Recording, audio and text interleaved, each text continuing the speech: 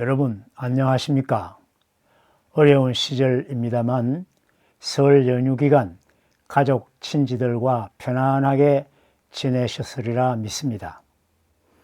지난 시간 우리는 김진춘의 아버님의 부끄러운 꼬리론이 무엇인지, 그리고 그 불순한 논리가 어떻게 이 책 하늘 섭리로 본 참부모님의 위상과 가치, 이하 제가 참부모론이라고 말하면 이 책을 말합니다. 이 책들의 이 두 책이죠. 밑그림이자 가이드라인으로 포장되었는지 살펴보았습니다. 이 책의 면면을 보면 편찬위원장 문연아, 정원주, 송용천, 자문위원 김진춘이 주역, 진성배 등 6명을 덜러리로, 그리고 집필위원회는 이른바 참부모 신학회 소속 교수 오택용, 주재환, 황진수, 김민지, 안연희, 이기식 등이 나서고 있습니다. 그런데 여러분, 이들이 만든 참부모론은 그 뼈대가 김진춘의 부끄러운 꼬리론임에도 불구하고 정작 본문에서는 아버님의 부끄러운 꼬리 운운하는 노골적인 표현은 철저히 숨겨놨습니다. 그 대신 오직 참 어머니 말씀만을 앵무새처럼 되풀이하고 있습니다. 어머니 말씀을 한번 봅시다. 다시 말하지만 원리 강론은 광야시대의 이론입니다. 섭리를 놓고 볼 때 내가 아니면, 즉 한학자 어머니가 아니면 이 말이에요. 섭리를 놓고 볼 때 내가 아니면 안 되는데 53년간 여러분이 알고 나온 원리는 광야시대의 노정과 같습니다. 참어머니 말씀 모음집 2023년에 나온 38쪽과 44쪽이 나옵니다. 이 말씀처럼 그들의 주장은 하나로 귀결됩니다. 원리 강론은 광야시대의 유물이다. 지금은 천일국 시대니 독생녀의 새말씀 시대다. 그러므로 독생녀 참어머니만이 섭리 완성의 중심축이다. 이 말만 복창하고 있습니다. 아버님의 원리 강론은 유효기간이 종료된 과거의 유물이고 그 자리를 저들의 참부모론이 대신한다는 주장입니다. 그러다가 드디어 저들은 홀리마더 한으로 신학학이라는 책까지 출판했습니다. 이 책이에요, 이 책. 홀리마더 한으로 신학하기, 참부모 신학회 편, 이렇게 출판을 했습니다. 참 어머님 말씀 모음집에 천편일률적인 내용과 홀리마더 한 가라사대를 짜깁기 해서 늘어놓은 것이 과연 어떤 신학이 될 것인지 궁금합니다. 그래서 오늘은 이 참부모론의 신학적 기반이 얼마나 빈약하고 모순적이며 또 비원리적인지를 원리 말씀을 중심으로 잠시 언급해 보려고 합니다. 여러분, 우선 참부모론은 그 출발점인 대전제에서부터 명백한 역사 왜곡에 기반하고 있습니다. 참부모론의 대전제는 원리 강론 총서 마지막 장의 한 구절에서 출발합니다. 원리 강론 이 책, 여기 총서의 마지막 구절이라는 말은 이 총서론의 18페이지에 나오는 여기를 말하는 거예요. 여기에 때가 이르는 대로 더 깊은 진리의 부분이 계속 발표될 것으로 믿는다라는 바로 이 문장입니다. 이 문장을 두고 오택용 일당들은 참으로 강경한 수작을 부립니다. 원리 강론이 재림론으로 끝났으니 정작 주요한 참부모론이 빠진 미완성편이라면서 슬그머니 구멍을 파놓습니다. 그러고는 그 빈자리를 채울 더 깊은 진리와 새 말씀이 바로 홀리마더 한 독생녀의 천일국 참부모론이라고 강변합니다. 여러분, 이게 가당키나 한 소리입니까? 진실을 확인하기 위해 원리 강론의 해당 원문을 다시 읽어봅니다.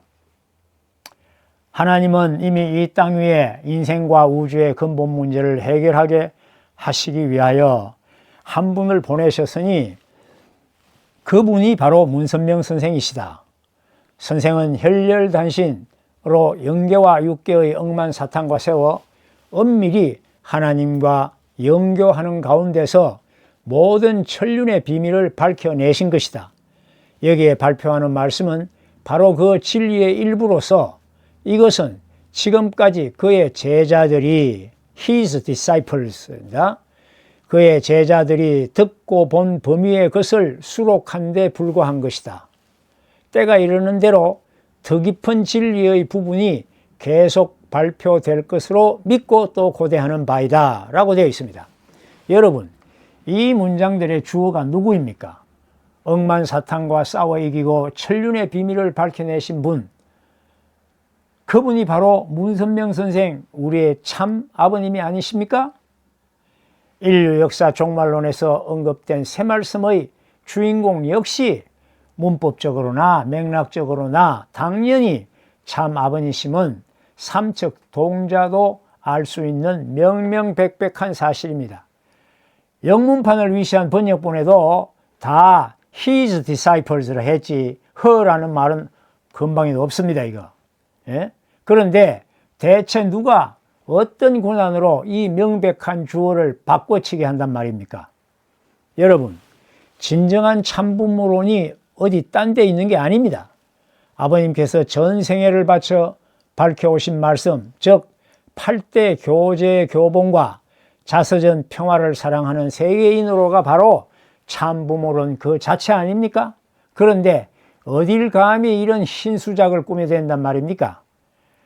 오태경의 해석대로라면 참 아버님께서 1966년 원리 강론 출간 이후 성화하신 2012년까지 그 46년이라는 긴 세월 동안 더 깊은 진리와 새 말씀은 단 한마디도 하지 않은 채 침묵만 하셨다는 황당무계한 이야기가 됩니다. 하지만 실제 역사는 어떻습니까? 정반대입니다. 참 아버님께서는 이미 지상에 계실 때 인류가 영원히 훈독해야 할 경전인 8대 교제 교본을 완성해 주셨습니다. 특히 2010년 2월 7일에는 8대 교제 교본을 하나님께 봉헌하셨고 같은 해 7월 8일 천정궁을 시작으로 전 세계를 순회하시며 천지인 참부모 정착 실체 말씀 선포 천주대회에서 8대 교제 교본을 인류의 영원한 훈독 교제로 선포하셨습니다. 아버님께서는 다음과 같이 분명히 말씀하셨습니다. 하늘의 말씀도 교제를 다 만들었어요. 선생님이 없더라도 이 교제는 천년만년 가는 거예요. 이걸 모르는 사람은 천국 못 가게 되어 있어요. 헌법보다 더 이것이 기초가 되어 있기 때문에 여러분이나 조상들이 이 교제와 하나 되어 가지고 아들, 딸을 교육하지 않으면 안 돼요. 이게 지나가는 문서가 아닙니다. 결국 원리 강론이 예고한 그의 더 깊은 진리, 즉 새 말씀은 참 아버님의 8대 교제 교본으로 완결된 것입니다. 이처럼 저들이 내세우는 참부모론의 대전제는 시작부터가 새빨간 거짓말입니다. 출발점 자체가 사기극입니다. 그것뿐만이 아닙니다. 오택룡이 이 왜곡된 전제 위에 얹어놓은 말씀의 주체시대 구분론도 한번 봅시다. 오택룡은 이렇게 주장합니다. 1960년 성혼 이전은 선생님 말씀, 1960년 성혼 이후부터 2013년 천일구 기원절 이전까지 광야시대는 참부모님 말씀, 천일구 기원절 이후부터는 참어머니를 통해서 선포되는 천지인 참부모님 말씀이라고 말입니다. 여러분, 이 해괴한 말씀 갈라치기의 의도가 무엇이겠습니까? 선생님 말씀과 참부모님 말씀을 교묘하게 분리하여 마치 어머니도 말씀의 주체인 양 슬그머니 끼워 넣으려는 수작입니다. 특히 천지인 참부모님 말씀 운운하는 대목에 이르면 참 과관입니다. 오통령에게 물어봅니다. 2010년 7월 8일 아버님께서 친히 원고를 작성하시고 전 세계에 선포하신 천지인 참부모 정착 실체 말씀 선포 천주대회, 그 말씀은 도대체 어느 분의 말씀이십니까? 이것도 기원절 이후 어머니를 통해 나온 천지인 참부모님 말씀이라고 우길 셈이요? 두 눈과 귀가 밝게 열린 식구들 앞에서 이런 눈 뜨고도 코 베어가는 식의 말씀 도둑질을 대연히 벌이는 사기 행위를 하늘이 두고만 보시겠습니까? 천지인 참부모를 처음으로 선포하신 것은 2003년 10월 25일 제44회 참자녀의 날이었습니다. 2009년 1월 30일 참아버님 탄신 90회 기념으로 출간된 후천시대와 천지인 참부모라는 책을 한번 보십시오. 이 책입니다. 여기 후천시대와 천지인 참부모라고 분명히 나와 있어요. 아버님 90세 탄신일 기념한 책입니다. 협회에서 나온 책이에요. 천지인 참부모라는 말이 이때부터 나왔다 이 말이죠. 그 이후 천지인 참부모로서 내려주신 수많은 말씀과 축복, 그 행하신 많은 의식들은 도대체 어느 시대 누가 행하신 것이란 말입니까? 이렇게 눈도 깜짝 않고 태연히 말씀 도둑질을 저지르는 오태경, 그리고 그런 거짓의 앞잡이를 따라가는 소위 참부모 신학회 교수 일당들, 그들이 쌓아 올린 논지는 거짓 위에 짓는 바벨탑이 아닐 수 없습니다. 이들은 아버님을 중심으로 양이분이 함께 경륜해 오신 복귀섭리의 거룩한 노정을 완전히 짓밟고 오직 무언제 초림 독생이라는 허구의 틀 안에 참부모를 가두려 왜곡하고 있습니다. 더욱 가관인 것은 저들이 참부모님 성혼 이후부터 기원절까지의 그 찬란한 53년을 광야시대라는 말 한마디로 격화시켜버린 사실입니다. 여러분, 아버님이 밝혀주신 광야시대는 언제였습니까? 1945년 해방 직후부터 잃어버린 기독교 기반을 복귀하시기 위해 아버님께서 40년 동안 피땀 흘려 걸으신 고난의 근호정이 아닙니까? 그 승리의 터전 위에서 1993년 성약시대가 열렸고 1996년 가정연합이 창설되었으며 2001년 천일국시대가 개문되었던 것입니다. 이 엄연한 승리의 역사를 보십시오. 그런데 오태경 일당은 이 위대한 섭리적 업적을 통째로 부정하며 기원절 이전의 모든 세월을 그저 광야라는 어두운 터널 속에 가두어 두려고 합니다. 이것은 아버님의 성리적 업적을 지우려는 명백한 역사 말살일 뿐만 아니라 그 길에 동행하신 어머니의 노정까지 통째로 부정하며 섭리를 난도질하는 오만한 발상이 아닐 수 없습니다. 이렇게 저들이 엄연한 섭리의 역사를 왜곡하고 말씀을 난도질할 수 있는 것은 아버님께서 남기신 말씀의 바다가 너무나 깊고 방대하기 때문입니다. 지금 PPT 자료에 보시는 것처럼 참 아버님의 말씀은 그 분량이 실로 방대합니다. 말씀 선집만 해도 615권, 2009년 9월 이후에는 미출간된 말씀이 아직 남았죠. 또 미국에 사신 말씀도 누락된 게 많습니다. 그 밖에 출판물까지 합하면 수천 권에 이르릅니다. 그러기에 앞서 살펴본 원리 강론의 사례처럼 누군가가 특정 구절만 앞뒤 맥락 없이 잘라내어 제 입맛대로 오용한다면 식구들은 자칫 그것이 진실인 양 현혹될 위험이 큽니다. 그렇다면 우리는 무엇을 말씀 이해의 절대적인 기준으로 삼아야 하겠습니까? 말씀 해석과 이해의 절대적인 기준은 반드시 원리여야 합니다. 우리가 창조 원리와 복귀 원리를 철저히 공부해야 하는 이유는 바로 여기에 있습니다. 원리를 모르면 말씀의 본뜻을 잃어버리고 길을 헤매다가 말씀 야바이꾼들, 도둑들에게 농락당하기 쉽습니다. 그렇다면 그 창조 원리의 핵심이 무엇입니까? 바로 주체와 대상의 관계입니다. 원리강론 차트, 이 자료 화면을 보십시오.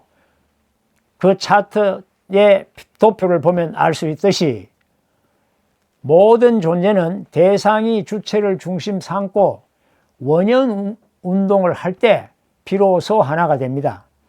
그런데 이와 동일한 원리로 그 주체 또한 더 큰 주체이신 하나님의 대상이 되어 하나님을 중심 삼고 돌아서 그와 하나 되어야 하는 것입니다.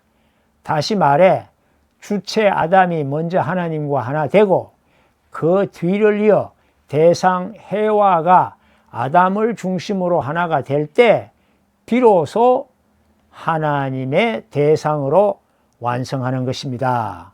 이 원리 강론의 35쪽에 나오는 말씀입니다. 같은 맥락에서 창세기 2장 22절에도 아담의 갈비뼈를 취하여 여자를 만들었다고 나옵니다. 그 말은 원리적으로 볼 때 남자는 하나님의 절대성의 골수인 주체적 정자의 실체로 지어졌고 여자는 그 정자 실을 받아 거두는 대상격 난자의 밭으로 지어졌다는 것입니다. 그 둘이 사랑하여 하나의 가정의 출현을 보는 것이 하나님의 소망이었습니다. 타락으로 인한 복귀 섭리 또한 재창조의 섭리이기 때문에 주체인 남성이 대상인 여성을 창조해 나가는 것이 재창조한다 이 말이에요. 재창조해 나가는 것이 기본 골격입니다. 참 아버님의 대상으로 간택된 어머니도 마찬가지입니다. 주체 되신 아버님과 무관하게 저 혼자 독생녀로 생겨날 수 있습니까?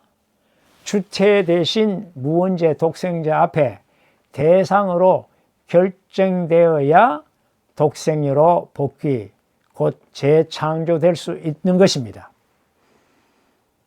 이 불변의 원리를 중심에 세우고 오택룡 일당이 무원죄 독생녀론에 근거랍시고 내세우는 아버님 말씀을 살펴봅시다.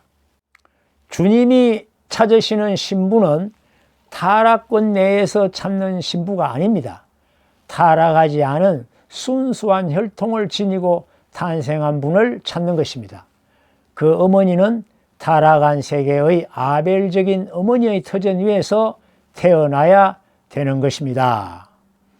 지금부터는 이 아버님의 말씀 선집 인용문은 많이 나오기 때문에 인용문 근거는 자료 화면으로만 여러분 보십시오. 이 말씀을 얼핏 보면 어머니가 무원죄로 탄생했다고 생각될 수 있습니다. 하지만 이와는 정반대로 하신 말씀들이 훨씬 더 많습니다. 한번 봅시다. 어머니는 타락권 내에 있어서 새로운 피를 중심 삼고 부활권에 서지 못했어요.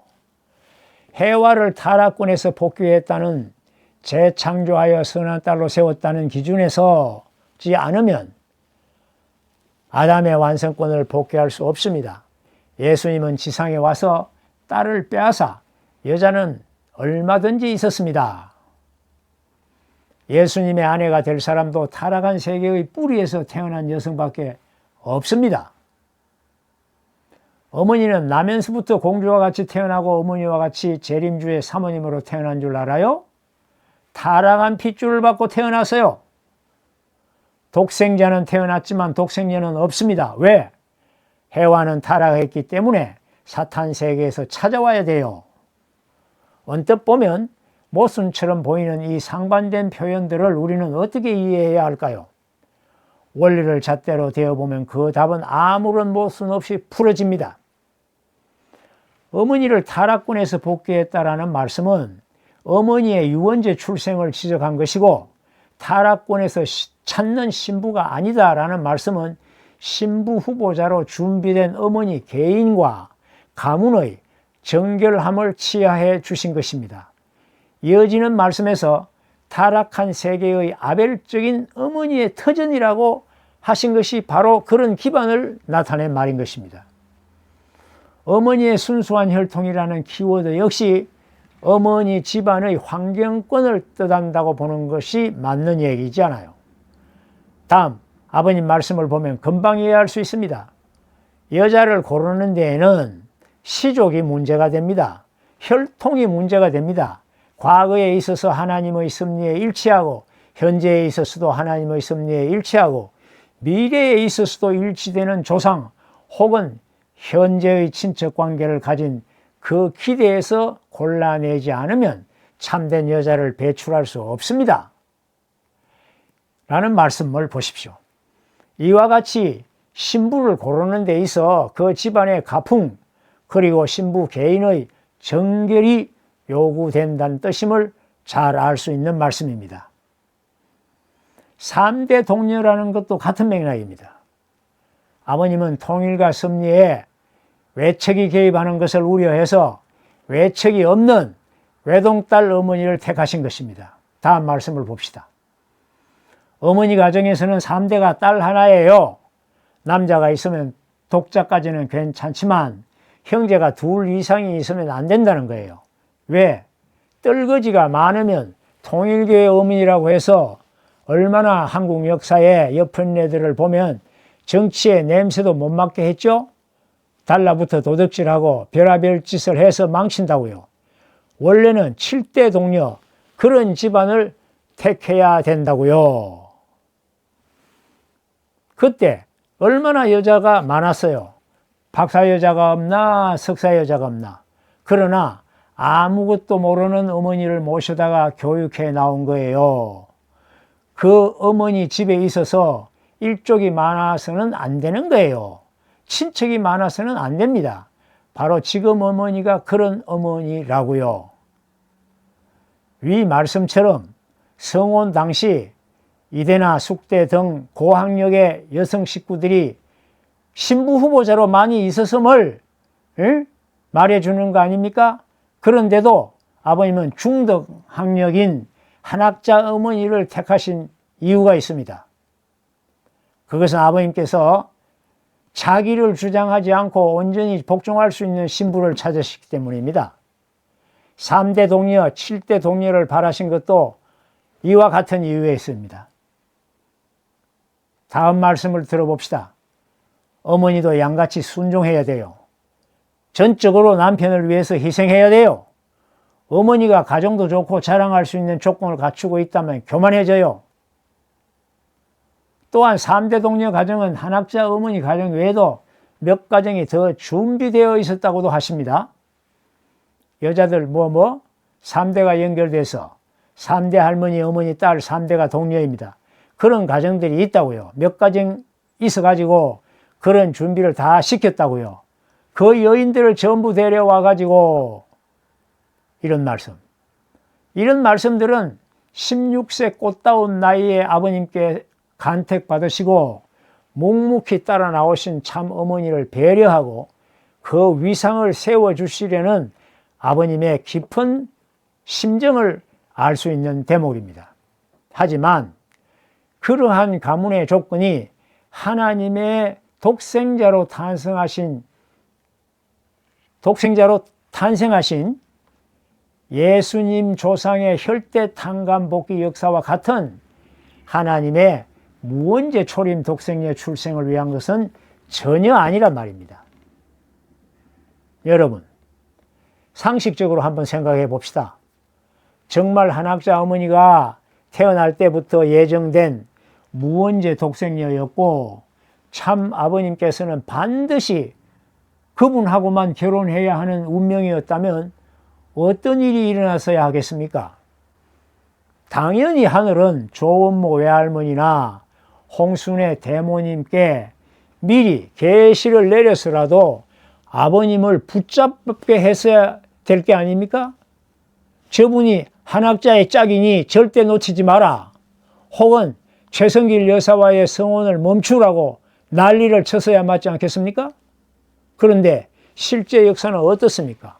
정작 대모님도 성혼 직전까지 한학자 따님이 어머니가 될 줄은 꿈에도 몰랐다고 합니다. 대모님의 증언을 한번 보시죠. 통일교회에 들어와서도 한학자 양을 어떻게 하든지 중학교만 졸업을 시켜서 원리를 잘 무장시켜 가지고 통일교회의 가장 훌륭한 일꾼을 만들려고 생각했다. 어머니가 되시려니 하는 생각은 꿈에도 못했다. 이것이 대모님의 솔직한 심정이었습니다. 참 아버님께서도 어머니도 나하고 결혼한다는 생각 안 하고 왔다가 어떻게 돼서 그렇게 됐다고요? 라고 말씀하셨습니다. 성혼의 당사자인 어머니조차 당신의 성혼을 예상하지 못했습니다. 만약 어머니가 준비된 독생녀였다면 당사자가 이토록 둔감할 수 있겠습니까? 그것뿐만이 아닙니다. 사실에 있어서 아버님께서 계승완성을 이루고 성혼의 대업을 맞이할 24세 전후의 시기, 실제 아버님께서는 24세 때 최성길 여사 19세 때 혼인하셨죠. 그 시기에 어머니는 1살 또는 2살 되는 영아였습니다. 그런 영아를 재림 메시아의 신부라고 알아보고 성숙할 때까지 기다려야 했다는 말입니까? 여러분, 이제 한 걸음 더 들어가 봅시다. 저들은 어머니를 가리켜 초림 독생녀라고 부릅니다. 그런데 여러분, 초림이라는 말 자체가 재림을 전제하는 구분법 아닙니까? 인류 역사상 단 한 번뿐인 유일회적인 독생녀 섭리라면 초림이라는 단어는 애초에 써서는 안 될 말입니다. 그렇다면 진짜 초림 독생자와 독생녀는 누굽니까? 바로 인간 시조 아담 해와였습니다. 아버님께서는 이렇게 말씀하셨습니다. 인류의 조상 아담이 독생자였어요. 해와는 독생녀였습니다. 비록 아담과 해와가 창조 이상 완성에는 실패했지만 하나님은 그들을 독생자, 독생녀의 가치를 지닌 실체 대상으로 지으셨습니다. 그 심정적 인연이 그대로 있기에 하나님은 인류를 버리지 못하고 다시 찾는 복귀 섭리를 시작하신 것 아닙니까? 그런 관점에서 볼 때 예수님과 그 신부는 후 아담과 후 해와이며 아담과 해와의 재림 섭리인 것입니다. 그러니 초림이니 재림이니 하며 급을 나누는 것 자체가 원리적으로는 아무런 의미가 없는 것입니다. 그럼에도 독생녀 신학 교수들은 말도 안 되는 생떼를 쓰고 있습니다. 하나님은 독생자, 독생녀를 단 한 번만 창조하신다. 제2의 독생자는 탄생할 수 없다라며 원리를 부정합니다. 오택용 일당은 또 이렇게 주장합니다. 예수님 때 독생녀를 보내면 불신받고 목숨을 잃을 수가 있었기에 보내지 못했다라고 말입니다. 여러분, 이 얼마나 앞뒤가 맞지 않는 모순입니까? 같은 시대에 태어나는 독생자의 탄생 환경은 준비됐는데 독생녀의 환경만 준비가 안 돼서 못 보냈다는 것이 말이 됩니까? 하나님은 언제나 오실 분을 위한 필요한 환경과 조건을 마련하십니다. 다만 당대 인간들이 책임 분담을 다하지 못하여 오신 분을 맞이하지 못한 것뿐입니다. 원리 강론은 분명히 이렇게 가르칩니다.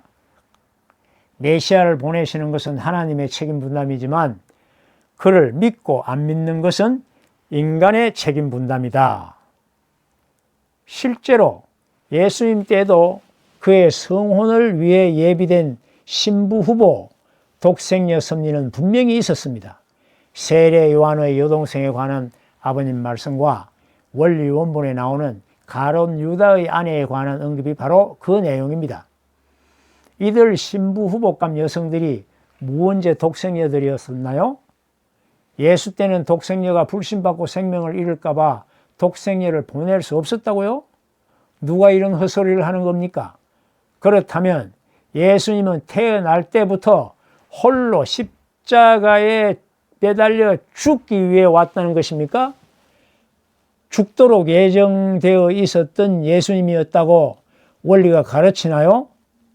아버님께서 원리강론 제4장에 기독교 신앙의 근본을 밝혀놓으신 메시아의 강림과 그 재림의 목적을 뒤집는 역천행입니다. 이런 얘기는. 여러분, 사실이 이러한데도 어머니를 역사상 유일무이한 무원죄 초림 독생녀라고 우상화하는 저희가 과연 무엇이겠습니까? 앞서 언급한 것처럼 아버님께 부끄러운 꼬리가 달려있다는 김진춘의 망발을 뭉뚱그려 포장해서 아버님은 원죄가 있고 어머니는 원죄가 없다는 반원리적 폐륜의 주장을 정당화하려는 수작인 것입니다. 이 자들은 가소롭게도 주구장창 이렇게 합창합니다. 일남일녀의 창조 원칙을 두고 볼 때 예수님 이후 독생자는 다시 태어나지 않는다.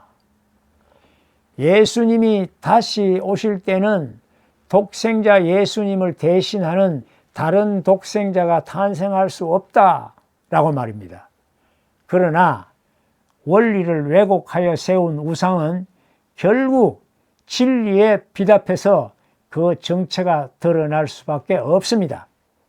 사랑하는 식구 여러분, 한 솥의 밥을 다 먹어봐야 그 밥맛을 알게 되는 것이 아니란 말이 있습니다.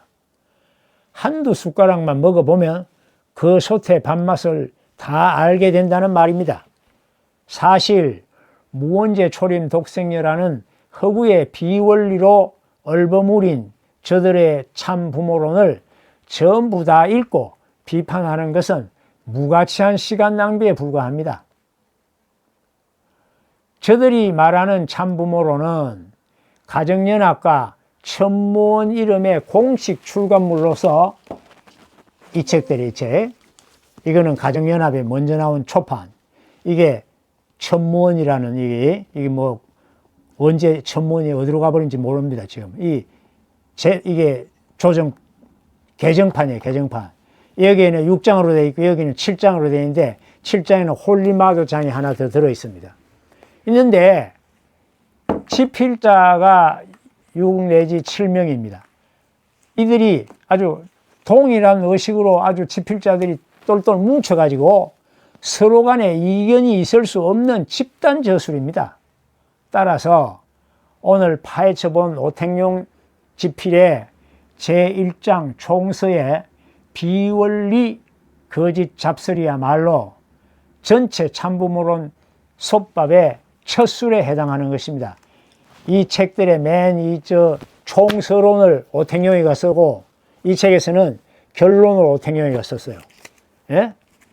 이점 해서 우리는 참부모론의 총서론과 결론을 날조하고 강의하는 오택용에 관하여 아버님께서 30여 년 전에 던지셨던 준엄한 경고를 되새겨보지 않을 수 없습니다. 어쩌다가 아버님의 말씀대로 교회를 망치는 말씀 도둑질이 이 사람에 의해 백두대낮에 밝은 대낮에 이 말이에요. 버젓이 벌어지게 된 것입니까? 아버님 말씀 한번 봅시다. 그 틈에 오택용이 끼어서 하려고 생각하고 있어요. UTS 통일신학대학원에 와서 가르치는 것이 누가 명령해서 가르치는 것을 난 몰랐습니다. 개통을 밟지 않고 날아 들어와서 이스트 가든을 자기 활동 무대같이 쓰고 있어요. 인사도 없이 말이에요. 자기 마음대로입니다. 선생님 말씀을 누가 기록하라고 해서 도둑놈 심보를 가지면 팔아먹을 수 있고 별의별 짓을 다 할 수 있는 겁니다. 뒷문으로 들어와서 말입니다. 그런 사고방식을 가지고 있으면 나라도 팔아먹고 다 그래. 어디 가더라도 길이 막혀버리면 팔아먹게 되어 있습니다. 이것은 말씀 선집 295권 56쪽 1988년 8월 17일 코디악 노스가든에 사신 말씀이에요. 또 한 구절 있어요. 선생님이 그걸 알기 때문에 오택용 이놈의 자식이 잘못하면 통일교회 망친다고 보는 거라고. 그렇기 때문에 이스트 가든에서 쫓아냈는데 쫓아냈어도 갔다가 또 들어오더라고. 이 말씀도 399권 213쪽에 이스트 가든에 사신 2002년 말씀이에요. 30년이 지나서 이 말씀을 보게 되니 나라를 팔아먹는다는 저 말씀은 천일국을 팔아먹는다는 뜻으로 하신 게 틀림없다는 느낌이 듭니다. 왜냐하면 천일국 개국의 주인공이시고 원조이신 천일국 진성덕 황제 참 아버님의 나라는 일편단심 천일국이었기 때문입니다. 그 나라를 팔아먹는다는 뜻으로 말씀하신 거 아님, 찌게.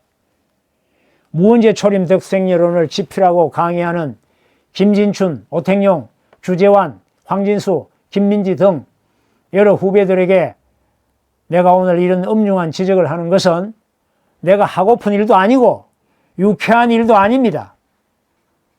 그들을 아껴왔던 선배로서 어긋난 체제 선전에 어용납할 수는 그만하고 진리를 수호하고 전수하는 지성이 되기를 진심으로 바라는 나의 고언입니다. 지금이라도 본심에 물어보면 아버님의 가르침이 답해 주실 겁니다. 더 늦기 전에 회심하기를 권면합니다. 뜻을 사랑하는 식구님 여러분, 더 이상 이들의 거짓부리 비원리 잡설을 들으실 인내심이 남아 있으신지요? 제가 줄기차게 아버님의 가르침으로 돌아가는 길만이 위기에 처한 통일가의 희망임을 역설하는 것이 듣기에 어떠하십니까? 오늘은 이 정도로 마칩니다. 다음 주에 뵙겠습니다. 안녕히 계십시오. 감사합니다.